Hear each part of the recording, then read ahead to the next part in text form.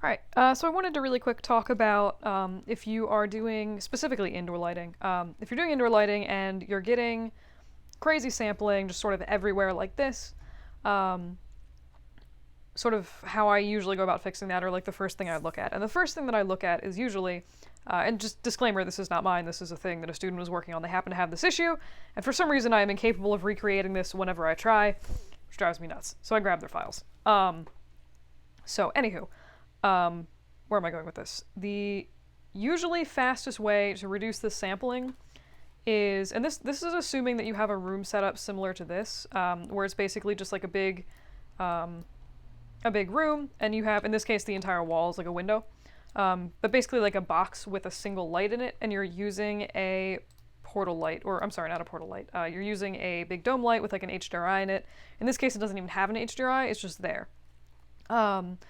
But this is usually pretty computationally difficult for the computer to handle, because basically what it's doing is, for this light, and I should really adjust my clipping plane, but for this light, it is going through and basically calculating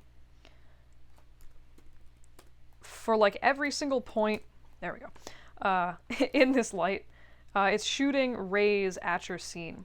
And one of the grossest things besides like, you know, glass and stuff like that for the computer to handle is shadows. And basically what this is doing is throwing shadows on 5/6 of your scene when there's clearly no light coming in there, right? Like, it's a solid wall. There's not going to be light coming through that.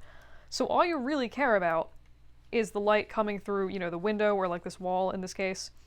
But Maya is still calculating the shadows and all the light for the rest of the 5/6 of this light that's coming through. And because of that, it tends to lead to fairly pixely, or can lead at least to very pixely renders like this. And literally the easiest solution for this, and apparently when my render view is up, sometimes my computer gets laggy, so I pre-rendered this. But one of the easiest fixes for this is just throw in a portal light. So if you go to Arnold, or, you know, Redshift has the same, just go light portal. It'll hook itself up automatically to whatever lights you've added into your scene. And in this case, I've already added one, so I'll just go ahead and unhide that. But basically, it's just like a big light.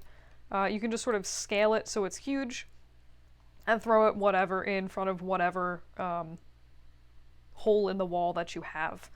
And when I did that, let me look at, let me figure out where I actually put this. No, this is in my freelance stuff because I'm a crazy person. Sorry, give me 5 seconds. Great. Yes. Okay, cool. So here's the 34-second no portal light render. This is what happens when I added a portal light. It's still sampley, but it's nowhere near as sampley as this. And my render time was reduced by 5 seconds. Basically what's happening here is Maya doesn't need to calculate the other light that's coming into the scene, or not coming into the scene and like hitting the walls. So it's saving a bunch of computation with the number of rays it has to deal with, and it's the fact that the light is being sort of more directed lets it calculate less stuff for shadows. So you get oftentimes faster renders that look nicer. So in this kind of setup, I always recommend throwing in a portal light. Just make sure you position it kind of at the window, and make sure that it's not like too much inside the room, because it can do a weird thing. Like if you take this and it's like in here, this whole part of the back is just going to be not lit at all. So make sure it's like, you know, flush, or not like clipping halfway through your windowsill or something crazy. So that is, I'm doing Alt-Z, by the way, that'll undo your last camera move, of which I've done many. But that's my basic bit, is totally should use portal lights with this. It's, if people are like, hey, my renders are really sampling and I'm doing an indoor scene, that's the first thing that I usually look at.